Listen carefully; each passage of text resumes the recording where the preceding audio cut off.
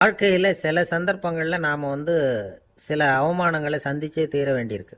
என்ன பண்ணுறது, காலம் அப்படி. அவமானப்படுறவங்க உடனே அடங்கி போயிடுறது தான் உலக வழக்கம். அவமானப்பட்டால் உடனே சீறி எழறவங்களும் உண்டு. ஆனால் அதையே ஒரு சவாலாக எடுத்துக்கிட்டு முன்னுக்கு வர்றவங்களும் சில பேர் இருக்கிறாங்க. அவங்க ரொம்ப அபூர்வம். இன்றைக்கி மனோதத்துவ நிபுணர்கள்லாம் என்ன சொல்கிறாங்க தெரியுமா? அவமானப்பட்டுட்டா உடனே அடங்கி போயிடக்கூடாதான். அதையே ஒரு சவாலாக எடுத்துக்கிட்டு மனசில் ஒரு வைராக்கியத்தோடு முயற்சி பண்ணினா வாழ்க்கையில் எல்லாரும் முன்னேறலாமா.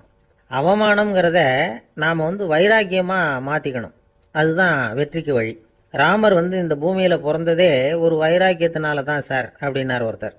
எப்படிங்க அது அப்படின்னு கேட்டேன். அவர் சொன்னார், தசரதருக்கு ராமர் குழந்தையா பிறக்கணும், அப்போ தான் இங்கே இருக்கிற கஷ்டங்கள்லாம் நீங்கும் அப்படின்னு சர்வ லோகமும் எதிர்பார்த்துக்கிட்டு இருக்குது. ஆனால் அவர் எப்போ பிறப்பார் அப்படின்னு யாருக்கும் தெரியல. அந்த காரியம் சீக்கிரம் நடக்கணுமே, அதுக்கு என்ன பண்ணுறது? நாரதர் வந்தார் ஒரு நாள் தசரதரை தேடி. தசரதா, உனக்கு ஒரு செய்தி தெரியுமான்னு ஆரம்பித்தார். அவர் எப்பவும் இப்படித்தானே ஆரம்பிக்கிறது வழக்கம். என்ன விஷயம்னு கேட்டார் தசரதர். தசரதா, நீ அடிக்கடி உன்னோட தேரில் ஏறிக்கிட்டு தேவலோகத்துக்கு போகிற, அங்கே போகிற வர்ற எல்லாம் பண்ணிகிட்ருக்க, எல்லாம் சரி. தேவலோகத்துலேயும் உன்னை நல்லபடியாக தான் வரவேற்கிறாங்க. தேவேந்திரன் உன்னை பிரியமாக அழைச்சிட்டு போய் தன்னுடைய அரியாசனத்திலேயே தனக்கு பக்கத்திலேயே உட்கார வைக்கிறான். நீயும் சந்தோஷமாக உட்காந்து பேசிவிட்டு வந்துடுற. ஆனால் நீ இங்கே வந்ததுக்கு அப்புறம் அங்கே என்ன நடக்குது தெரியுமா உனக்கு அப்படின்னாரான் நாரதர். என்ன நடக்குது எனக்கு ஒன்றும் தெரியலையே அப்படின்னாரான் தசரதர். நாரதர்கிட்ட கிட்டத்தில் கேட்டிருக்கார், கொஞ்சம் சொல்லுங்கள் என்னது அப்படின்னு. அவர் நெருங்கி வந்தாரான் நாரதரும். மெதுவாக அவர் காதோட காதாக சொன்னாரான். அதாவது நம்ம பாஷையில் சொல்லப்போனால் பற்ற வைக்கிறார். நீ அங்கே தேவேந்திரங்கிட்ட உட்காந்து பேசிவிட்டு வந்த பிறகு நீ அங்கே உட்காந்துருந்த அரியாசனத்தை தண்ணி ஊற்றி கழுவி சுத்தப்படுத்துகிறாங்க. நீ என்ன அந்த அளவுக்கு சுத்தம் இல்லாத ஆளா? தினம் குளிக்காமையாக இருக்கிற அப்படின்னாராம். தசரதருக்கு இது ரொம்ப அவமானமாக போயிட்டுது. அப்படியே செய்கிறாங்க அப்படின்னாராம். ஆமாம், நீ வேணும்னா நான் சொல்கிறது உண்மையா இல்லையா அப்படின்னு சோதனை பண்ணி பார்த்துக்கோ அப்படின்னாரான் நாரதர். உடனே தசரதர் இதுக்காகவே புறப்பட்டு தேவலோகம் போனார். அங்கே வழக்கம் போலவே இவரை கூப்பிட்டு உட்கார வச்சு பேசிக்கிட்டு இருந்தான் தேவேந்திரன். கொஞ்ச நேரம் பேசிக்கிட்டு இருந்துட்டு சரி நான் கிளம்புறேன்னு புறப்பட்டார். சரி, அவனும் வாசல் வரைக்கும் வழி அனுப்பி வச்சுட்டு உள்ளே போயிட்டான். தசரதர் வெளியில் கொஞ்ச நேரம் மறைஞ்சி இருந்துட்டு மெதுவாக உள்ளே எட்டி பார்த்தார் என்ன நடக்குதுன்னு. நாரதர் சொன்னது உண்மைதான். தசரதர் உட்காந்துருந்த ஆசனத்தை அங்கே 2 தேவர்கள் கழுவி சுத்தப்படுத்திக்கிட்டு இருக்கிறாங்க. தசரதரால் இதை தாங்கிக்க முடியல. அவருக்கு ரொம்ப அவமானமாக போச்சு. நேராக கிடுகிடுன்னு தேவேந்திரங்கிட்டே போனார். நான் உட்காந்துருந்த இருக்கையே சுத்தம் பண்ணுறியே, நான் என்ன அந்த அளவுக்கு பாவியா அப்படின்னு கேட்டார். ரொம்ப கோபமாக கேட்டார். தசரதரே, மனுஷனுக்கு 3 கடன்கள் உண்டு. தேவ கடன், ரிஷி கடன், பித்ரு கடன். இதை தீர்க்காதவன் பாவியாகிறான். இதில் மகனை பெறுவதால் தான் பித்ரு கடன் தீரும். உனக்கு மகன் கிடையாது, அதனால் நீ பாவியாகிற. பாவி உட்காந்துருந்த இடம்ங்கிறதுனால அதை சுத்தம் செய்ய வேண்டியது எங்கள் கடமை அப்படின்னு நானும் தேவேந்திரன். இந்த இடத்துல தசரதருக்கு ஏற்பட்ட அவமானம் ஒரு வைராக்கியமாக மாறிச்சு. தேவேந்திரனே கேட்டுக்கோ, ஒரு மகனை பெற்ற பிறகு தான் இந்த சபையில் மறுபடியும் அடி எடுத்து வைப்பேன் அப்படின்னு சொல்லிவிட்டு போயிட்டாரான். போய் புத்திர காமேஷ் யாகம் பண்ணார். புத்திரர்கள் பிறந்தார்கள். இந்த கதையில் உள்ள கருத்து என்னன்னா, தேவேந்திரன் தசரதரை அப்படி அவமானப்படுத்தலைன்னா அவருக்கு இப்படி ஒரு வைராக்கியம் பிறந்திருக்குமா? யோசிச்சு பார்க்கணும். நமக்கு ஏற்படுகிற சில அவமானங்களையும் வைராக்கியமாக மாற்றிக்குவோம். அப்படி மாற்றிக்கிட்டோம்னா வாழ்க்கையில் முன்னேறலாம். நம்ம ஆளுங்க சில பேர் அவமானத்தை வைராக்கியமாக மாற்றிக்கிறது எப்படி தெரியுமா? நம்மகிட்ட ஒரு பையன் சொன்னான், எங்கள் அப்பா என்னை எல்லாருக்கும் முன்னாடி வச்சு திட்டிவிட்டார், பொறுப்பு இல்லாமல் ஊர் சுற்றுறேன்னு சொல்லி அவமானப்படுத்தி விட்டார். இனிமேல் நீ என் முகத்திலேயே முழிக்காதரா போடான்னு வேற சொல்லிவிட்டார். எனக்கு ரோஷம் வந்துட்டுது. அந்த அவமானத்தை வைராக்கியமாக மாற்றிக்கிட்டேன். அன்னையிலேருந்து அவர் முகத்திலேயே முழிக்கிறது இல்லை அப்படின்னா. அப்படியான்னு கேட்டோம். ஆமாங்க, அவர் வீட்டில் இல்லாத நேரமாக பார்த்து உள்ள சமையல் கட்டுக்கு போய் சாப்பிட்டுட்டு நைஸாக வெளியில் வந்துடுவேன் அப்படிங்கிறான். ஒரு விவசாயி விதைக்கிறதுக்காக வயல்வெளி பக்கம் போகிறார். விதைகளை அள்ளி வீசினார். அப்போ என்ன ஆச்சுன்னா, சில விதைகள் பாதை ஓரத்தில் விழுந்தது. சில விதைகள் முள் செடிகள் மண்டி இருந்த புதருக்கு இடையில் விழுந்தது. சில விதைகள் நல்ல நிலத்தில் விழுந்தது. பாதை ஓரத்தில் விழுந்த விதை என்ன ஆச்சுன்னா, அதெல்லாம் பறவைகள் கண்ணில் போட்டுவிட்டுது. உடனே உட்காந்து கொத்தி தின்னுட்டு போட்டுது. அதிகமாக மண் இல்லாத பாறை பகுதியில் விழுந்த விதையெல்லாம் லேசாக வேர் விட்டு முளைக்க ஆரம்பிச்சுது. அதுக்கப்புறம் வேறு கீழேயும் ஆழமாக போக முடியல, மேலேயும் சூரிய வெப்பம் அதிகம் தாங்க முடியல, எல்லாம் காஞ்சி கருகி போட்டுது. புதர் பகுதியில் சில விதைகள் விழுந்தது இல்லையா, முள் செடிகள் காடாக மண்டி போயிருந்தது. அதனால் முளைச்சி வர்ற செடிக்கு நெருக்கடி அதிகமாக போட்டுது, சரியாக வளர முடியல, விளைச்சலும் சரியா இல்லை. நல்ல நிலத்தில் விழுந்த விதைகள் மட்டும் நல்லா முளைச்சிது, நல்லா வளர்ந்தது, விளைச்சலும் பிரமாதமாக இருந்தது. இந்த கதையை சொல்லிவிட்டு கேட்க செவியுள்ளோர் கேட்கட்டும் அப்படிங்கிறார் இயேசு பெருமான். ஆமாம், இயேசு கடலில் நின்ற படகு ஒன்றில் உட்காந்துருக்கிறார். கடற்கரையில் ஏராளமான மக்கள் உட்காந்துருக்கிறாங்க. அந்த சமயத்தில் தான் இயேசு ஓமைகள் மூலமாக மக்களுக்கு பல உண்மைகளை சொல்லிகிட்டு இருக்கிறார். மக்கள் அந்த கதையை கேட்டுட்டு ஒன்றும் புரியாமல் முழிக்கிறாங்க. அதை கவனித்த இயேசு அந்த ஓமையை விளக்க ஆரம்பித்தார். இதில் அந்த விதைக்கிறவர் தான் இறைவன். அவருடைய வார்த்தைகளை விதைக்கிறார். அந்த வார்த்தைகளை கேட்கிற மக்கள் அந்த விழுந்த விதைகள் மாதிரி 4 வகையானவர்கள். சில பேர் பாதை ஓரத்தில் விழுந்த விதைகள் மாதிரி. இறைவன் வார்த்தைகளை அவங்க கேட்குறாங்க, ஆனால் தீய எண்ணங்கள் செய்கைகள் மூலமாக விதைக்கப்பட்ட வார்த்தைகள் அழிஞ்சு போடுது. இறைவன் வார்த்தைகளை கேட்ட உடனே மகிழ்ந்து போய் உடனே சில பேர் அதை ஏற்றுக்கிறாங்க. இவங்கெல்லாம் அந்த பாறை பகுதியில் விழுந்த விதைகள் மாதிரி. அதனால் இவங்கெல்லாம் வேறு இல்லாதவங்க, கொஞ்ச காலத்துக்கு இறை வார்த்தைகளுக்கு கீழ்ப்படிந்து நடப்பாங்க. அதனால் ஏதாவது இடைஞ்சல் ஏற்பட்டால் உடனே தடுமாறுவாங்க, தங்கள்கிட்ட இருக்கிற நல்ல பண்புகளை விட்டுட்டு பாவ வழிகளுக்கு போயிடுவாங்க. முள் செடிகளுக்கு இடையில விழுந்த விதைகள் மாதிரி உள்ளவங்க யாருன்னா, இவங்களுக்கு உலக கவலை உண்டு, செல்வத்தின் மீது மயக்கம் உடையவர்கள். உலக ஆசைகள் இவங்களுக்குள்ள பூந்துடுறதுனால அங்கே இருக்கிற நல்ல பண்புகள் மறைஞ்சு போயிடுது. அதனால் அவங்களும் உபயோகம் இல்லாதவங்களா ஆயிடுறாங்க. நல்ல மனிதர்கள் நல்ல நிலத்தில் விழுந்த விதைகளுக்கு ஒப்பானவர்கள். இவங்க இறை வார்த்தையை கேட்குறாங்க, அதை ஏற்றுக்கிறாங்க, அவங்களும் நல்லபடியாக வாழுறாங்க, அடுத்தவங்களுக்கும் உபயோகமாக இருப்பாங்க. இதுதான் இயேசு சொன்ன விளக்கம். நல்ல வார்த்தைகளை கேளுங்கள், நல்ல வார்த்தைகளை ஏற்றுக்கொள்ளுங்கள், அடுத்தவங்களுக்கு உபயோகமாக இருங்க. இதுதான் பெரியவங்கள்லாம் நமக்கு சொல்லுகிற உபதேசம். ஒரு அப்பா தன்னுடைய மகனுக்கு உபதேசம் பண்ணார். இதை பாருப்பா, நல்ல வார்த்தைகளை கேட்கணும், எப்போதுமே மகன் அப்பா பேச்சை கேட்கறது நல்லது அப்படின்னாராம். நீ ஏதாவது ஒரு தப்பு பண்ணால் என் தலையில் ஒரு முடி நரைச்சி வெள்ளையா போடும்பா, நீ செய்கிற ஒவ்வொரு தப்புக்கும் என் தலையில் ஒவ்வொரு முடி வெள்ளையாயிடும் அப்படின்னாராம். பையன் யோசிச்சான், அப்பா இப்போதான் எனக்கு புரியுது, தாத்தாவோட தலைமுடி பூராவும் வெள்ளையா இருக்கிறதுக்கு என்ன காரணம்ங்கிறது எனக்கு இப்போதான் புரியுது அப்படின்னா. ஒரு கடைக்கு போனேன், 5 ரூபா பணத்தை எடுத்து கொடுத்தேன். ஒரு தினசரி பத்திரிகையை கேட்டேன். அவர் உடனே அங்கே அடுக்கி வச்சிருந்த பத்திரிகையில் ஒன்று எடுத்து என் கையில் கொடுத்தார், வாங்கிக்கிட்டேன். மீதி பணத்தை எடுத்தார், அதையும் என் கையில் கொடுக்கணும்ல, கொடுக்கல. எதிரில் இருந்த பலகையில் வச்சு எடுத்துக்க சொன்னார். எப்பவும் அவர் அப்படி தான் பண்ணுவார், நானும் எடுத்துக்கிட்டு வந்துடுவேன். இவர் ஏன் இப்படி பண்ணுறாருங்கிறது எனக்கு ரொம்ப நாளாக ஒரு சந்தேகம். ஒரு நாள் அவர்கிட்டயே அதை கேட்டுவிட்டேன், ஏங்க நீங்கள் உங்கள் கடைக்கு பொருள்கள் வாங்குறவங்களுக்கு நீங்கள் பாக்கி சில்லறையை கொடுக்குறப்போ பலகையில் வச்சு விட்றீங்க, கையில் கொடுக்க மாட்டேங்கிறீங்களே, ஏன் அப்படின்னு கேட்டேன். காசை கையில் கொடுத்தா நம்மக்கிட்ட இருக்கிற லட்சுமி போயிடுவா சார் அப்படின்னார். அதாவது பணம் செலவாயிடும் அப்படின்னு அர்த்தமா. இன்னொரு நண்பர், அவர் ஒரு நாள் வழக்கத்துக்கு மாறா ரொம்ப சோகமாக உட்காந்துருக்கிறார். ஏங்க என்னாச்சு, ஏன் இப்படி கப்பலே கவிழ்ந்தது மாதிரி உட்காந்துருக்குறீங்க அப்படின்னு கேட்டேன். கப்பலே கவிழ்ந்திருந்தா கூட நான் இப்படி கவலைப்பட மாட்டேன் சார், வேற ஒன்று நடந்து போச்சுன்னார். என்னன்னு கேட்டேன். என் உச்சந்தலையில் பள்ளி ஒன்று விழுந்துட்டுதுன்னார். அதுக்காகவா இப்படி அப்படின்னு ஆச்சரியப்பட்டேன். ஆமாங்க, பள்ளி உச்சந்தலையில் விழுந்தா பலன் என்னன்னு பஞ்சாங்கத்தில் பார்த்தேன், மரணம்னு போட்டிருக்கு அப்படின்னு சொல்லிவிட்டு அவர் தொடர்ந்து கவலைப்பட ஆரம்பிச்சிட்டார். இப்படியும் ஒருத்தர், என் கூட வேலை பார்க்குற ஒருத்தர் எப்படி தெரியுமா, தினமும் வலது காலை வச்சு தான் ஆஃபீஸுக்கு உள்ளே நுழைவார். என்னைக்காவது தவறுதலாக இடது காலை வச்சு உள்ளே வந்துட்டார்னா அன்னைக்கு பூரா மனசு சங்கடப்படுவார், எந்த வேலையும் சரியாக ஓடாது. கேரம் போர்டு ஆடுற ஒருத்தர் எப்போ ஆட உட்காந்தாலும் ஸ்ட்ரைக்கரை கை தவறி கீழே விழுற மாதிரி பண்ணி அதுக்கப்புறம் அதை எடுத்துக்கிட்டு ஆட உட்காருவார். ஏன்னா எப்போ ஒரு தடவை நிஜமாவே அது கை தவறி கீழே விழுந்திருக்குது, அன்னைக்கு பிரமாதமாக ஜெயிச்சுட்டார். உடனே ஒரு முடிவுக்கு வந்துட்டார், கை தவறுனா லாபம் அப்படின்னு. அதுக்கப்புறம் அதையே பழக்கமாக்கிக்கிட்டார். பூனை குறுக்க போனால் சகனம் சரியில்லைன்னு நினைக்கிறவங்க உண்டு. ஆனால் ஒருத்தர் எப்படி தெரியுமா, அவர் வெளியில் கிளம்புற சமயம் பக்கத்து வீட்டு ரேடியோவில் மியாவ் மியாவ் பூனை குட்டின்னு பாட்டு சத்தம் கேட்டால் கூட போதும், சகனம் சரியில்லைன்னு பிரயாணத்தை கேன்சல் பண்ணிவிடுவார். இப்போ இவ்வளவும் எதுக்கு சொல்கிறோம்னா, அளவுக்கு மீறின சகுன நம்பிக்கைகள் இருக்கு பாருங்க, இதோட பயமும் சேர்ந்துக்கிட்டதுன்னு வச்சுக்கோங்க, இது ஒருத்தருடைய மனநிலையை பாதிச்சிடும். இது உளவியல் நிபுணர்கள் சொல்கிற கருத்து. வாழ்க்கையே தடுமாற வச்சிரும். பாதுகாப்பு இல்லாத உணர்வு, ஒரு விதமான டிப்ரெஷன் மனநிலை, இதெல்லாம் தான் இதுக்கு காரணமாக அமையலாம். சில பேர் காய்கறி நறுக்க கத்தியை கையில் எடுத்தால் கூட நேரம் சரியாக இருக்கா அப்படின்னு பார்த்துட்டு தான் வேலையை ஆரம்பிக்கிறது வழக்கம். அறிவு தான் மனசுக்கு வாத்தியாராக இருக்கணும். அப்போ தான் வாழ்க்கை நிம்மதியாக இருக்கும்.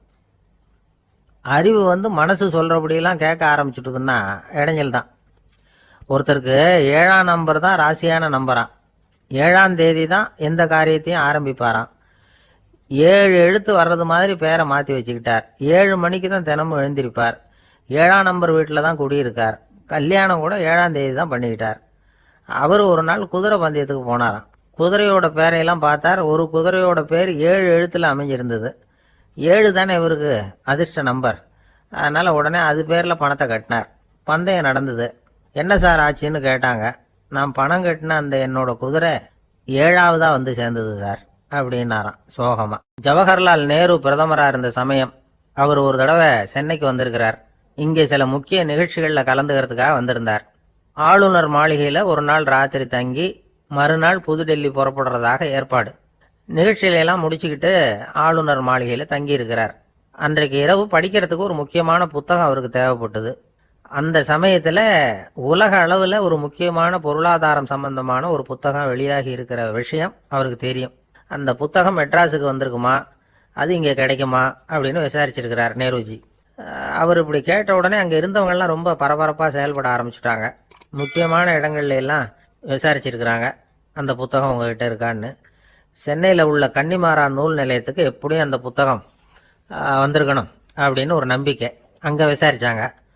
அந்த புத்தகம் 2 நாளைக்கு முன்னாடி தான் அங்கே வந்திருக்குது அப்படிங்கிற விஷயம் தெரிஞ்சுது. உடனே எல்லாரும் அங்கே ஓடினாங்க. அவங்களுக்கு இன்னொரு சந்தேகம். புத்தகம் வந்திருக்கு சரி, அது இந்த சமயத்தில் வேற யாரும் படிக்கிறதுக்கு எடுத்துகிட்டு போயிருக்கக்கூடாதே அப்படிங்கிற சந்தேகம் இருந்தாலும் மனசுக்குள்ள ஒரு தைரியம். இப்படி ஒரு புத்தகம் வெளிவந்திருக்கிற விஷயமே நேருஜி சொல்லி தான் நமக்கே தெரியும். அதுவும் இல்லாமல் உலக பொருளாதாரம் சம்பந்தமான ஏதோ ஒரு புத்தகம் அது. அதை போய் இந்த நேரத்தில் அவ்வளவு ஆர்வமாக யார் எடுத்துகிட்டு போயிட போகிறாங்க அப்படிங்கிற தைரியம். இந்த தைரியத்தோடு அந்த நூல் நிலையத்துக்கு ஓடினாங்க. புத்தகத்தை தேடினா அது கிடைக்கல. யாரோ எடுத்துகிட்டு போயிருக்கிறாங்க. நேருவுக்கு மட்டுமே தெரிஞ்சிருந்த அந்த புத்தகம் பற்றின விஷயம் சென்னையில் வேற ஒருத்தருக்கும் தெரிஞ்சிருக்குது. உடனே எல்லாரும் பரபரப்பாக அந்த அதுக்குன்னு இருக்கிற ரிஜிஸ்டர் இருக்குல்ல, பதிவேடு, அதை புரட்டி பார்க்குறாங்க யார் எடுத்துகிட்டு போகிறாங்கன்னு தெரிஞ்சுக்கிறதுக்காக. எடுத்துகிட்டு போனவங்க அதில் கையெழுத்து போட்டிருப்பாங்கல்ல, அதை பார்த்து யாருன்னு தெரிஞ்சுக்கலாம் அப்படிங்கிறதுக்காக தான் அதை புரட்டுறாங்க. அதோ அந்த புத்தகத்தோட பேர் பக்கத்தில் அதை எடுத்துக்கிட்டு போனவங்க கையெழுத்து உத்து பார்க்குறாங்க எல்லாரும். அதில் போட்டிருக்குது பேர் CN அண்ணாதுரை அப்படின்னு எழுதியிருந்தது. அவர் தான் பேரறிஞர் அண்ணா. நேரு படிக்க விரும்பின ஒரு புத்தகத்தை அதே நேரம் படிக்க விரும்பின இன்னொரு தலைவர் இவர். படிக்கிறதுல அவருக்கு இருந்த ஆர்வத்தை நாம் தெரிஞ்சுக்கணும்னா அதுக்கு எவ்வளவோ சம்பவங்கள் இருக்குது. கடைசி காலத்தில் அவர் அடையாறு மருத்துவமனையில் படுத்திருக்கிறார். அவருக்கு ஒரு முக்கியமான அறுவை சிகிச்சை செய்ய வேண்டியிருக்குது அவசரமாக. அமெரிக்காவிலேருந்து டாக்டர் மில்லர் வந்திருக்கிறார். அவர்கிட்ட கேட்குறார், டாக்டர் நாளைக்கே அறுவை சிகிச்சை செய்ய போகிறீங்களா அப்படின்னு. ஆமாங்கிறார் டாக்டர் மில்லர். நாளைக்கு மறுநாள் செஞ்சுக்கிறேனே அப்படின்னாரான் அண்ணா. ஏன் ஏதாவது நாள் பார்க்குறீங்களான்னு கேட்டிருக்கார். இல்லை, ஒரு புத்தகத்தை படிச்சுக்கிட்டு இருக்கிறேன், அதை நாளைக்குள்ளே முடிச்சிருவேன், அதுக்கப்புறம் நான் இறந்தாலும் கவலை இல்லை அப்படின்னாரான் இவர். அவர் தான் அறிஞர் அண்ணா. சங்ககால நூல்கள்லேருந்து சமீபத்தில் வந்த நூல்கள் வரைக்கும் எல்லாம் அவர் படிச்சிருக்கிறார். ஒரு திருமண விழாவில் அவர் பேசும்பொழுது சொன்ன விஷயம் இது. சங்க காலத்தில் காதலியை மணக்க விரும்புகிறவனுக்கு அவனுடைய தந்தை வீர சோதனைகள்லாம் வைப்பார். போய் புலிப்பல்லு கொண்டுக்கிட்டு வா, அப்போ தான் என் பொண்ணை கொடுப்பேன் அப்படின்னு சொல்லுவார். காதலன் உடனே காட்டுக்கு போவான், ஒரு புலியை கொன்று அதனுடைய பல்லை கொண்டுகிட்டு வருவான். அதை வீர பதக்கத்தில் பதிச்சு அவனுக்கு மாமனார் சூட்டுவார் கல்யாண சமயத்தில். இப்போலாம் காதலன் கிட்ட அப்படி சொல்ல முடியாது. இப்போலாம் காதலன் கிட்ட காட்டுக்கு போய் புலிப்பல் கொண்டுகிட்டு வான்னு யாராவது சொன்னால் புலி தான் மாப்பிள்ளையா வந்து சேரும் அப்படின்னா. ஒரு ஊர்ல ஒரு ஆள் இருந்தான். நிறைய பணம் சேர்த்தான்.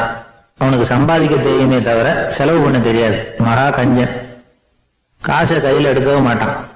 எடுத்தா செலவு செய்ய வேண்டியிருக்குமே. அதனால இப்படியே அவன் காலத்தை ஓட்டி விட்டான். வயசாயிட்டது. அவனுடைய மனைவி ஒரு நாள் கேட்டாங்க, இவ்வளவு நாளா நீங்க என்ன எங்கேயுமே அழைச்சிட்டு போனதில்லை, இப்போவாவது அழைச்சிட்டு போக கூடாதா அப்படின்னாங்க. எங்க போகணும் சொல்லுன்னா.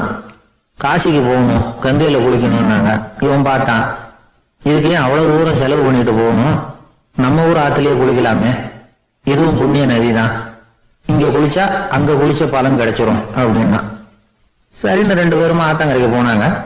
அன்னைக்கு ஏதோ விசேஷம், நிறைய கூட்டம், நிறைய பேர் குளிச்சுக்கிட்டு இருக்கிறாங்க. கரையில சில புரோகிதர்கள் நின்றுகிட்டு இருக்கிறாங்க. குளிக்கிறதுக்கு முந்தி அவங்க கிட்ட உட்காந்தா ஏதோ மந்திரம்லாம் சொல்லுவாங்க, கொஞ்சம் காசு கொடுக்க வேண்டியிருக்கும். அதனால இவன் என்ன பண்ணா, ஆத்தங்கரையிலேயே கொஞ்சம் தூரம் போனான். ஊரை விட்டு தள்ளி வந்துட்டான், அங்க யாருமே இல்லை. அப்பாடான்னு சந்தோஷப்பட்டான், குளிக்கலாம்னு புறப்பட்டான். இந்த நேரம் கடவுள் பார்த்தார், இந்த கஞ்சனுக்கு ஏதாவது புத்தி போகட்டணும் அப்படின்னு நினைச்சார். உடனே ஒரு புரோகிதர் மாதிரி உருவத்தை மாத்திக்கிட்டு அந்த ஆள் முன்னாடி வந்து நின்னார். அவனுக்கு அதிர்ச்சி, இங்க யாருமே இருக்க மாட்டாங்கன்னு நினைச்சா இங்கேயுமே ஒரு ஆள் வந்துட்டாரு, என்ன பண்றதுன்னு யோசனை பண்ணான். புரோகிதர் உருவத்தில் இருந்த கடவுள் சொன்னார், இத பாருங்க, இன்னைக்கு விசேஷ நாள், நீராடுறதுக்கு முன்னாடி சுயகல்பம் பண்ணிக்கிறது ரொம்ப நல்லது அப்படின்னார். என்கிட்ட பணம் எதுவும் இல்லையேன்னா, பரவாயில்ல அப்புறமா கொடுங்க வாங்கிக்கிறேன், ஆனா ஒண்ணு, எவ்வளவு கொடுப்பீங்கிறத மட்டும் இப்பவே சொல்லி கொடுங்க அப்படின்னார். இவன் ரொம்ப யோசனை பண்ணான், ஒரு 10 பைசா தரேன் அப்படின்னா. சரின்னு ஒத்துக்கிட்டு எல்லா கிரியைகளையும் அவர் செஞ்சார். அதுக்கப்புறம் கணவனும் மனைவியும் ஆத்துல குளிச்சாங்க. அவர் போயிட்டார். கொஞ்ச நாள் கழிச்சு அவன் வீட்டுக்கு வந்தார் கடனை வசூல் பண்றதுக்கு. வாசல்ல நின்றுகிட்டு இருந்த அவன் மனைவி இவரை பார்த்ததும் தயங்க ஆரம்பிச்சாங்க. அந்த அம்மா கிட்ட விஷயத்த சொன்னார். அந்த அம்மா ஓடி போய் உள்ள இருக்கிற தன்னுடைய கணவர்கிட்ட சொன்னாங்க. அவன் யோசனை பண்ணான், இப்ப வெளியில போனா அவனுக்கு 10 காசு கொடுக்க வேண்டியிருக்கும், அதனால எனக்கு காய்ச்சல்னு அந்த ஆளுகிட்ட சொல்லிவிடு, இன்னொரு சந்தர்ப்பத்துல என்னை வந்து பார்க்க சொல்லு அப்படின்னா. அந்த அம்மா போய் சொன்னாங்க. அப்படிங்களா, அப்படின்னா அவரை நான் உடனே போய் பார்க்கணுமே அப்படின்னு உள்ள நுழைய ஆரம்பிச்சார். அவங்க மறுபடியும் இருங்க அதை வரேன்னு சொல்லிட்டு உள்ள ஓடி விஷயத்த சொன்னாங்க. இது ஏதுடா வம்பா போச்சு அப்படின்னு பார்த்தான். மனைவி கிட்டத்துல கூப்பிட்டான், இந்த பாரு, ஜல்லி கண்டு நான் இறந்து போயிட்டதா சொல்லிவிடு அப்படின்னா சொன்னாங்க. புரோகிதர் பார்த்தார். அப்படின்னா ஒரு வழியா இருந்து அவருடைய இறுதி சடங்குகளையும் நானே முடிச்சுட்டு போயிடுறேன் அப்படின்னார். உள்ள இருந்தவன் யோசனை பண்ணான், அந்த ஆடு என்ன விடமாட்டான் போல இருக்கு, அதனால ஒரு சவப்பெட்டியில என்னை வச்சு தூக்கிக்கிட்டு மயானத்துக்கு போங்க பாத்துக்கலாம் அப்படின்னா. புரோகிதரும் விடுற மாதிரி இல்ல, கூடவே நடந்து போயிட்டு இருக்கிறார். அங்க இறக்கி சடங்குகளை முடிச்சுட்டு தீ வைக்கிற நேரம் பொட்டி உள்ள இருந்த நம்மால அலறி அடிச்சுட்டு வெளியில ஓடி வந்தான். புரோகிதர் உருவத்துல இருந்த கடவுள் சிரிச்சார், தன்னுடைய சுய உருவத்தை காட்டினார். அதுக்கப்புறம் அவனை கூப்பிட்டு, இத பாருப்பா, ஏன் இப்படி அல்லாடுற, ஏதாவது வர வேணும்னா கேள் தரேன் அப்படின்னார். அவன் யோசனை பண்ணான், பகவானே, ஒரே ஒரு வரம் தான் உங்ககிட்ட கேட்கணும்னா என்ன வேணும் கேளுன்னார். அந்த 10 பைசா தட்சணையை தள்ளுபடி பண்ணா போதும் அப்படின்னா. கடவுளும் சரின்னு சொல்லிட்டு போயிட்டார். இப்படி ஒரு கதையை சுவாமி சிவானந்தர் சொல்லியிருக்கிறார். செல்வந்தர்கள் பல பேர் இப்படித்தான் இருக்கிறாங்க, தாங்களும் அனுபவிக்க மாட்டாங்க, அடுத்தவங்களுக்கும் கொடுக்க மாட்டாங்க. இது மாதிரியான கஞ்சர்களுக்கு இந்த உலகம் இல்லை அந்த உலகம் இல்லைங்கிறார் அவர். இந்த கதையில கடவுள் கடன் வசூலுக்கு வந்தது மாதிரி நம்ம ஊர் ஆள் ஒருத்தன் இன்னொருத்தர்கிட்ட 10 பைசா கடன் கொடுத்துட்டான். திருப்பி வாங்கறதுக்கு நடையா நடக்கிறான். கடைசியா கேட்டான், நீ எப்பதான் கடனை திருப்பி தரப்போற, அதை முடிவா சொல்லுன்னா. வர்ற வியாழக்கிழமை கண்டிப்பா கொடுத்துருவேன் அப்படின்னானா அவன். அன்னைக்கு நான் ஊர்ல இருக்க மாட்டேனே அப்படின்னானா இவன். அதனால என்ன, நானும் தான் அன்னைக்கு ஊர்ல இருக்க மாட்டேன் அப்படின்னானா. அவர் ஒரு பெரிய குடும்பத்துல பிறந்தவர். இருக்கிற சொத்துக்கள் எல்லாத்தையும் வாரி வழங்கிவிட்டு காட்டுக்கு புறப்பட்டார் தவம் செய்யறதுக்காக. இருந்தது ஊராவும் கொடுத்துட்டார், இனிமே எதுவுமே இல்லை கொடுக்கறதுக்கு. அப்போ கடைசியா ஒருத்தன் வந்து கையை நீட்டினானா, ஐயா ஏதாவது கொடுங்கன்னு இருக்கான். அவர் பார்த்தார், கட்டி இருக்கிற வேட்டியை தவிர வேற எதுவுமே இல்லை. 8 முழம் பட்டு வேட்டி ஜரிகை கரையோட இருக்குது. கடைசியா அதை தான் எடுத்துக்கிட்டு அவர் புறப்பட்டு இருக்கார். அவரு பார்த்தார், எதிரில் அவன் பரிதாபமா நின்றுட்டு இருக்கிறான். அந்த 8 முழ வேட்டி 2ஆ கிழிச்சார். 4 முழத்தை அவங்ககிட்ட கொடுத்தாரு. மீதி 4 முழத்தை தன்னுடைய இடுப்புல கட்டிக்கிட்டு அவர் காட்டுக்கு போயிட்டார். இவன் என்ன பண்ணான் தெரியுமா, கையில கிடைச்ச 4 முழத்தை எடுத்துக்கிட்டு கடை வீதிக்கு போனான். பழைய பட்டு வேட்டி ஜரிகை இதெல்லாம் விலைக்கு வாங்குற வணிகர் ஒருத்தர் இருக்கார், அவர்கிட்ட போனான். இதை விலைக்கு எடுத்துக்கிறீங்களா அப்படின்னு கேட்டிருக்கான். அவர் வாங்கி பார்த்திருக்காரு. ஆஹா, இது ரொம்ப அருமையான வேட்டி, விலை உயர்ந்த ஜரிகை, இது ஏது உனக்கு அப்படின்னு கேட்டாரான். அவன் நடந்தது சொல்லியிருக்கான். அப்படின்னா ஒண்ணு செய்ய, இந்த வேட்டியோட இன்னொரு பாதியையும் மெதுவா வாங்கிட்டு வந்துரு, உனக்கு நிறைய பணம் தர்றேன் அப்படின்னாரான் அந்த வணிகர். இவன் கொஞ்சம் யோசனை பண்ணி பார்த்தான். கொஞ்சம் இருங்கட்ட வந்துடுறேன் அப்படின்னு சொல்லி இப்ப நேரா காட்டுக்கு போனான். அவர் எங்க இருக்காருன்னு தேடி கண்டுபிடிச்சான். அவரு ஒரு இடத்துல தவக்கோலத்துல இருக்கிறார். கட்டியிருந்த இடவேட்டியும் அவர் அறியாமல் நழுவி கீழே விழுந்து கிடக்குது. இவனுக்கு ரொம்ப வசதியா போச்சு. அவரை கேட்க வேண்டிய அவசியமே இல்லை. மெதுவா சத்தம் போடாம அடி மேல அடி வச்சு நெருங்கினான். அவர் கண்ணை மூடிக்கிட்டு அவர் பாட்டு நின்றுட்டு இருக்கிறார். இவன் மெதுவா போய் கீழே கிடந்த அந்த துணியை எடுத்துக்கிட்டு சத்தம் போடாம திரும்பி நடந்தான். ஒரு 2-3 அடி எடுத்து வச்சிருப்பான். அப்படி ஓட ஆரம்பிக்கிற சமயத்துல அவன் காலில் கீழே கிடந்த முள்ளு ஒண்ணு நறுப்புன்னு கழிச்சு விட்டுது. வலி தாங்க முடியாம அம்மான்னு கத்திருக்கான். இந்த சத்தத்தினால கண்ணை மூடி நின்றுட்டு இருந்த அவரோட தவம் கலைஞ்சது. மெல்ல கண்ணை திறந்து பாக்குறார். தன் இடையில இருந்த வேட்டி அவன் கையில இருக்கு. இப்ப அவர் நினைக்கிறார், என்ன நினைக்கிறாருன்னா, இந்த வேட்டி மீது நான் வைத்த ஆசை அல்லவா அவனை திருடனாக ஆக்கி விட்டது அப்படின்னு நினைச்சார். இந்த வேட்டி மேல நாம வச்ச ஆசை அவனை திருடும்படி ஆகிவிட்டது அப்படின்னு நினைச்சாராம்.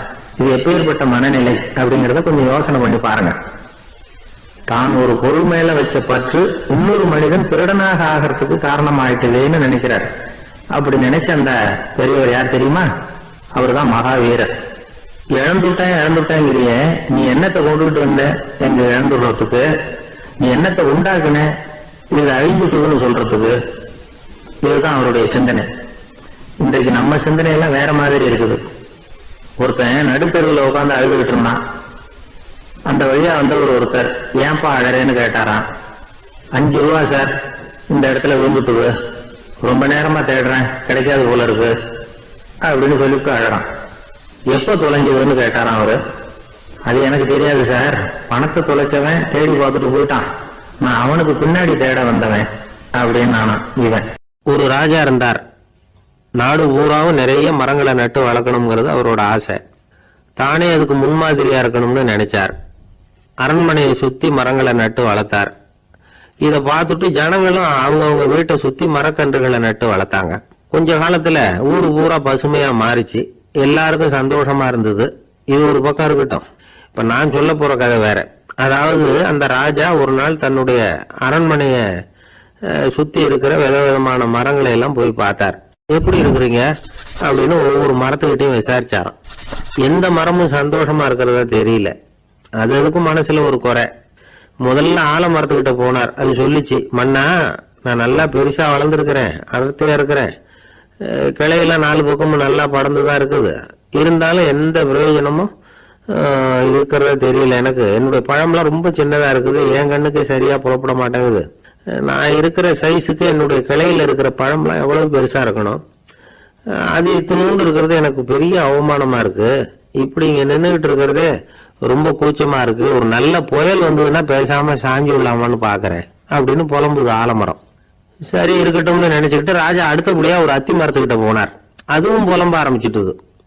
நான் கூட பெரிய மரம் தான், இல்ல இலையெல்லாம் அழகா தான் இருக்குது, பழம் அழகா இருக்குது, இருந்தாலும் உள்ள விஷயம் இல்லையே, அத்தி பழத்தை புட்டு பார்த்தா அத்தனையும் சொத்த அப்படின்னு பழமொழியே உண்டாயிட்டுத. இப்படி ஒரு கெட்ட பேரோட நான் இருக்கணுமா அப்படின்னு புலம்புது அது. சரி இது இருக்கட்டும் அப்படின்னு சொல்லி அடுத்தபடியா வேப்ப மரத்துக்கிட்ட போனார். அது தன்னுடைய வேதனையை வெளியிட்டது. எனக்கு எவ்வளவோ மருத்துவ குணங்கள்லாம் இருக்கிறதா சொல்லிக்கிறாங்க, இருந்தாலும் என்ன பிரயோஜனம், என்னுடைய பழத்தை மனிதர்கள் யாரும் விரும்பி சாப்பிடுறது இல்லையே அப்படின்னுது. ராஜா அடுத்தாப்புல இருந்து ஒரு பனை மரத்துக்கிட்ட போனார். நான் நல்லா உயரமா தான் வளர்ந்துருக்கிறேன், மற்ற மரங்கள்லாம் என்னை வந்து அண்ணாந்து தான் பார்க்கணும், இருந்தாலும் என்கிட்ட நிழலுக்கா யாரும் வந்து ஒழுங்கிறது இல்லையே அப்படின்னுது. என்ன இது எல்லா மரமும் இப்படி திருப்தி இல்லாம இருந்துகிட்டு இருக்குதே அப்படின்னு நினைச்சுக்கிட்டே ராஜா அடுத்தபடியா அங்க இருந்த ஒரு பைன் மரத்துக்கிட்ட போனார். அழகா உயரமா பசுமையா தான் இருந்தது, ஆனா பழமோ பூவோ கிடையாது. அதை நினைச்சு அது வருத்தப்பட்டுக்கிட்டு இருக்குது. ஓக் மரம் அது நின்றுட்டு இருந்தது. அது என்ன சொல்லிச்சுன்னா, இலையுதிர் காலத்துல என் மேல இருக்கிற எல்லா இலைகளும் உதிர்ந்து போடுது, முடி கொட்டின மனிதர்கள் மாதிரி மொட்டையா நான் நிக்க வேண்டி இருக்குது, என்ன வாழ்க்கை இது அப்படின்னு சொல்லி அழுத்துக்கிட்டது. சரி புளிய மரம் என்ன சொல்லுது பாப்போம்னு அதுகிட்ட போனா, என்னுடைய நிழல்ல யாருமே தங்க மாட்டாங்க, உடம்புக்கு சூடுன்னு ஒதுங்கி போயிடுவாங்க, அடிமரத்தை பார்த்தீங்கன்னா பட்டையெல்லாம் உறிஞ்சி பாக்குறதுக்கே கேவலமா இருப்பேன் அப்படின்னுது அது. முருங்கை மரம் என்ன சொல்லிச்சு தெரியுமா, என்னுடைய இலை காயெல்லாம் சாப்பிட்றவங்களுக்கு சத்து கொடுக்கறது வாசம் தான், ஆனா என் உடம்புல சத்தே கிடையாது, கொஞ்சம் வேகமா காத்து அடிச்சதுன்னா முறிஞ்சு விழுந்துடுறேன், என்ன வாழ்க்கை இது அப்படின்னு சொல்லி அது வருத்தப்பட்டது. ராஜா யோசனை பண்ணார், என்ன இது மரங்கள் வந்து பூமியின் வரங்கள்னு சொல்றோம், மழை பெய்யறதுக்கு அதுதான் காரணம், பூமி செழிப்பா இருக்கிறதுக்கும் அதுதான் காரணம், வீடு கட்டுறதுக்கு மரம் நாற்காலி செய்ய உபயோகப்படுத்துறதுக்கும் அதுதான் உபயோகப்படுது, மனுஷனுக்கு வேண்டிய ஆகாரங்களையும் கொடுக்குது. இப்படிலாம் இருந்து எல்லா மரமும் நிம்மதி இல்லாம இருந்துகிட்டு இருக்குதே அப்படின்னு நினைச்சார். அப்போ அங்க இருந்து ஒரு மகிழ மரம் அவர் கண்ணுல பட்டது. அந்த மரம் மட்டும் கொஞ்சம் நிம்மதியா மகிழ்ச்சியா இருக்கிறது மாதிரி தெரிஞ்சுது. உடனே ராஜா அதுகிட்ட போனார். உனக்கு மனசுல எதுவும் குறை இல்லையான்னு கேட்டார். இல்ல, நான் சந்தோஷமா தான் இருக்கேன்னு அந்த மகிழ மரம். அப்படியான்னு ஆச்சரியமா கேட்டார் ராஜா. ஆமா மன்னா, இந்த இடத்துல நீங்க ஒரு முருங்கை மரத்தையோ வேப்ப மரத்தையோ கூட நட்டிருக்கலாம். ஆனா இந்த இடத்துல நடுறதுக்கு என்ன தேர்ந்தெடுத்திருக்கிறீங்க, அதுவே எனக்கு பெருமை, அதுவே எனக்கு திருப்தி அப்படின்னு தான் மகிழ மரம். மகிழ மரம் சாதாரணமா தான் இருக்கும், இளம் மஞ்சள் நிறத்துல பூக்கள், அது காய்ந்தும் மனம் வீசும். மகிழ மரம் மாதிரி மன திருப்தியோட வாழறதுக்கு நாம கத்துக்கணுமா. நாம இந்த உலகத்துல ஒரு நாயாவோ நரியாவோ கூட பிறந்திருக்கலாம், மனுஷனா பிறந்திருக்கிறோம், அதுவே பெருமை தானே. இந்த நிறைவு தான் மகிழ்ச்சியின் ரகசியம். ஒரு பையன் அப்பா கிட்ட போய், அப்பா நீங்க இந்த உலகத்துல ஒரு மனுஷனா பிறந்தது என்னோட அதிர்ஷ்டம் தானா. ஏண்டா அப்படி சொல்றேன்னு இருக்காரு அப்பா. நீங்க ஒரு கரடியா பிறந்திருந்தா இந்நேரம் நானும் ஒரு கரடி குட்டியா தானே இருந்திருப்பேன் அப்படின்னு நானா பையன். ராமகிருஷ்ணர் வாழ்ந்த காலத்துல நடந்த ஒரு நிகழ்ச்சி இது. அப்போ ஒரு ஓவியர் இருந்தாராம். அவருக்கு ஒரு ஆசை, ராமகிருஷ்ணர் படத்தை வரையணும், அதை அவர்கிட்டயே கொண்டுட்டு போய் காட்டி அபிப்பிராயம் கேட்கணும். இதுதான் அந்த ஓவியரின் ஆசை. உடனே ராமகிருஷ்ணர் படத்தை வரைஞ்சி முடிச்சார். அதை எடுத்துக்கிட்டு போனார். இவர் போன சமயம் அங்க ராமகிருஷ்ணர் சீடர்களோட உட்கார்ந்து விவேகானந்தர் அங்க இருக்கிறார். இந்த ஓவியர் கொண்டுகிட்டு போய் தான் வரைந்த ஓவியத்தை அவர்கிட்ட காட்டினார். ராமகிருஷ்ண பரமஹம்சரின் ஓவியத்தை ராமகிருஷ்ணர்கிட்டயே காட்டுறார். ராமகிருஷ்ணர் என்ன பண்ணார் தெரியுமா, அந்த படத்தை பார்த்தார். உடனே அது காலை தொட்டார். குருதேவருடைய இந்த செயல் சீடர்களுக்கு ரொம்ப வியப்பை உண்டு பண்ணிச்சு. சில பேர் மனசுக்குள்ளேயே ரொம்ப குழம்பி போக ஆரம்பிச்சுட்டாங்க, என்ன இப்படி பண்றாருன்னு. என்ன இது அவரோட படம், அவரே அவரோட படத்தின் காலை தொடுறார் அப்படின்னு யோசிச்சாங்க. சில பேர் ஒன்றும் புரியாம ஒருத்தர் பார்த்து சிரிச்சுக்கிட்டாங்க. அந்த இடத்துல சீடர்கள் மட்டும் இல்ல, சீடர் அல்லாத பல பேர் இருந்தாங்க. தன்னுடைய காலை தானே தொடர இவருடைய செயல் பற்றி என்ன நினைக்கிறது அப்படின்னு அவங்களும் குழம்பி போய் நிக்கிறாங்க. அந்த படத்தை வரைஞ்சி அவர்கிட்ட காட்டின அந்த ஓவியருக்கும் அதிர்ச்சி. இருந்தாலும் அவர் சீடர் கிடையாது, அதனால கொஞ்சம் துணிச்சலை வர வச்சுக்கிட்டு கேட்டார், என்னங்க இது, என்னால என்னுடைய கண்களையே நம்ப முடியல, இது உங்க சொந்த உருவப்படம், நீங்க உங்க சொந்த கால்களையே தொடுறீங்க, இது எங்களுக்கு கொஞ்சம் சங்கடமா இருக்குதே அப்படின்னார். ராமகிருஷ்ணரின் கண்கள்ல ஆனந்த கண்ணீர் வழிஞ்சுதான். அவர் சொன்னாராம், இது என்னோட படம்ங்கிறது எனக்கு தெரியும், ஆனா இது என்னோட படம்ங்கிறதுனால நான் இதோட காலை தொடல, நீ என்னுடைய சமாதி நிலைய இந்த படத்துல படம் பிடிச்சு காட்டியிருக்கிற, அதனால அதோட காலை தொடறேன். சமாதி நிலையில யார் இருந்தாலும், அது என்னுடைய படமா இருந்தாலும் சரி அல்லது வேற யாருடைய படமா இருந்தாலும் சரி, படம் யாருதுங்கிறது முக்கியம் இல்லை. இதுல எது முக்கியம்னா அது தன்னை உணர்ந்த ஒரு உணர்நிலையின் படம். அப்படி இருக்கிறப்போ அதோட காலை நான் தொடணும். அதுக்கு நீங்க எல்லாரும் ஏன் சங்கடப்படுறீங்கன்னு எனக்கு தெரியல அப்படின்னாராம். இப்பதான் அங்க இருந்த சீடர்களுக்கும் மற்றவங்களுக்கும் விவரம் புரிஞ்சுதான். இதுக்கு முன்னாடி யாரும் செய்யாததை இவர் செஞ்சிருக்கிறார், ஆனா அவருடைய காரணம் ரொம்ப நியாயமானது அப்படிங்கிறத உணர்ந்தாங்களாம். இதுவரைக்கும் ஆன்மீகத்துல சமாதி நிலை, அதாவது தன்னை உணர்ந்த நிலை பற்றி புரிஞ்சுக்கிட்டோம். இல்லறத்துல ஏற்படக்கூடிய சமாதி நிலை பற்றி உங்களுக்கு தெரியுமா? ஒரு அம்மா டாக்டர் கிட்ட வந்து சொன்னாங்களாம், டாக்டர் என் வீட்டுக்காரருக்கு உடம்புல ஏதோ கோளாறுன்னு நினைக்கிறேன், நான் எவ்வளவு நேரம் பேசினாலும் காதல விழாத மாதிரி உட்கார்ந்துருக்கிறார் அப்படின்னு ஆகலாம். அதுக்கு அந்த டாக்டர் சொன்னாராம், அம்மா அது உடம்பு கோளாறு இல்ல, அது ஒரு பெரிய திறமை அப்படின்னாராம். தேசத்து மேலையும் தாய்மொழி பேர்லயும் செலுத்துற அன்புக்கு அபிமானம்னு பேரு, தேசாபிமானம்னு சொல்றமே இதுதான். ஒரு கணவன் மனைவி பேர்ல காட்டுற அன்புக்கு காதல்னு பேரு, கடவுள் பேர்ல செலுத்துற அன்புக்கு பக்தின்னு பேரு. இப்படி அன்புல பல ரகம் இருக்கிறப்போ அதுல உள்ள வித்தியாசம் தெரியாம இடம் மாத்தி அன்பு காட்டினா இடைஞ்சல் தான். சரி, இந்த அன்பை பத்தி விஞ்ஞானம் என்ன சொல்லுது தெரியுமா? இதயத்தை பாதுகாக்கிறதுக்கு முக்கியமா தேவைப்படுற ஒண்ணு இந்த அன்புதான்னு சொல்லுது. நெதர்லாந்து விஞ்ஞானிகள் இதை ஆராய்ச்சி பண்ணியே கண்டுபிடிச்சிருக்கிறாங்க. கொஞ்சம் முயல் குட்டிகளை 2 பிரிவா பிரிச்சாங்க. 2 குரூப்புக்கும் கொழுப்பு அதிகமா உள்ள ஆகாரத்தையே கொடுத்துட்டு வந்தாங்க. ஆனா ஒரு குரூப்புக்கு வெறுமன ஆகாரத்தை கொடுத்ததோட சரி, இன்னொரு குரூப் முயல்களுக்கு ஆகாரம் கொடுத்ததோட நிறுத்திக்கல. அதுக்கு முன்னாடி கூண்டுகளை திறந்து விட்டு முயல்களை கொஞ்ச நேரம் எடுத்து கொஞ்சி விட்டு அதுக்கப்புறமா ஆகாரம் கொடுத்தாராம் ஆராய்ச்சியாளர். இந்த குரூப்புக்கு இதய பாதிப்பு 60% குறைச்சலா இருந்ததுதான். சில நோயாளிகளுக்கு ஹார்ட் அட்டாக் வந்தாலும் அதை தாங்கிக்கிட்டு குணமாகிற சக்தி அதிகமா இருக்குது. இது எப்படின்னு ஆராய்ச்சி பண்ணி பார்த்திருக்கிறாங்க. அவங்க எல்லாம் மனைவி தன் பேர்ல ரொம்ப அன்பா இருக்கிறதாக நினைக்கிறவங்களா இருக்கிறாங்களாம். இதய நோயாளிகள் பல பேரை சந்திச்சு இதய நோய் ஏற்பட என்ன காரணம்னு கேட்டிருக்கிறாங்க. அவங்க சொன்ன காரணம்லாம் சாப்பாடு சம்பந்தமா இல்லையா, மனைவி அன்பா இல்ல, இப்படிப்பட்ட காரணத்தை தான் சொல்றாங்களாம்.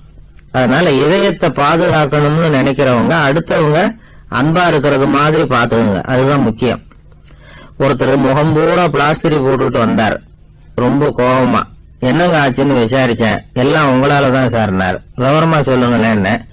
உங்க தகவலை கேட்டுட்டு ஒரு பூனைக்குட்டிய கையில எடுத்தேன், அன்பா அதை தடவி கொடுக்கறதுக்காக. ஆனா அது முந்தி